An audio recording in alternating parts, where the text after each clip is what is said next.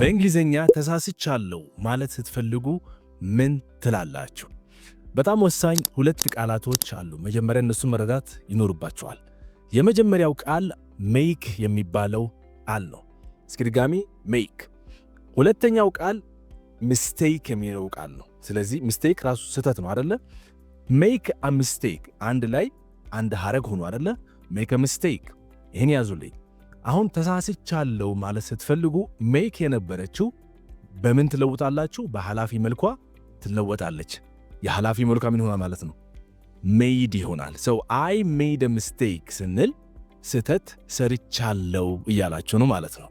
ይህንኑ አረፍተ ነገር እንዳለ ሆኖ አይ ሜድ አ ሚስቴክ ብላችኋል፣ ተሳስቻለሁ አላችሁ አይደለ? አሁን እንዲህ ማለት ብትፈልጉ አንተ ጋር በመደወሌ ተሳስቻለሁ ማለት ስትፈልጉ ምን ትላላችሁ? አይ ሜድ አ ሚስቴክ ትሉና ከዛን ባይ የሚለውን ቃል ታስቀምጡና ከዛን የመደወል ድርጊቱ ምንድን ነው? ብሱ ኮል አይደለ? ኮል ላይ አይንጂ ጨምሩበት። ስለዚህ ምን ሆነ? ኮሊንግ ሆነ።